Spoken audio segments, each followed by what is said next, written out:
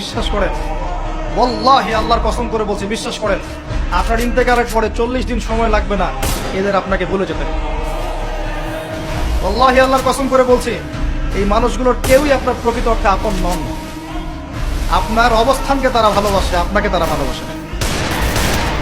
আপনাকে শুধু আপনার রব আল্লাহ ভালোবাসেন, আপনি তার উপর তাওয়াক্কুল করে হারাম ছেড়ে দেন, আপনাকে আল্লাহ বেহিসাব রিজিক দেবেন ইনশাআল্লাহ। মানুষ মানুষের অবস্থানকে মূল্যায়ন করে, আপনার পরে তারা আপনাকে মনে রাখবে না। আপনি আমি যদি আজকে পৃথিবীতে নাও থাকতাম, আজকে যদি আমরা পৃথিবীতে নাও থাকতাম, পৃথিবীর ঘূর্ণন কমে যেত না, পৃথিবী ঘুরতই, রাত হতো, দিন আসতোই, আমাদের স্ত্রী সন্তানরা বেঁচে থাকতো, মা বোনরা বেঁচে থাকতো, সবাই যার যার জায়গায় ঠিকই থাকতো, আমরাই থাকতাম। এটাই বাস্তবতা, এটাই দুনিয়ার নির্মম বাস্তবতা। তাহলে এই দুনিয়ার সংক্ষিপ্ত জীবনে কাদের কথা চিন্তা করে আপনি আল্লাহর অবাধ্যতা করেন?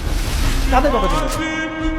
স্ত্রী সন্তান পরিবার পরিজন ছেড়ে দেন, আল্লাহর ওয়াস্তে হারাম ছেড়ে দেন, হালালে ছেড়ে দেন। আমরা ইসলাম নিয়ে অনেক বড় বড় কথা বলি, কিন্তু সবচেয়ে বড় কথাটা হচ্ছে এই আয়াতটা, যেটা আমি তেলাওয়াত করতে যাচ্ছি। ইয়া আইয়ুহাল্লাযীনা আমানু, হে মুমিনগণ, আলাইকুম আনফুসাকুম, তোমরা নিজেরা আগে নিজেদের নফসটাকে ঠিক করো।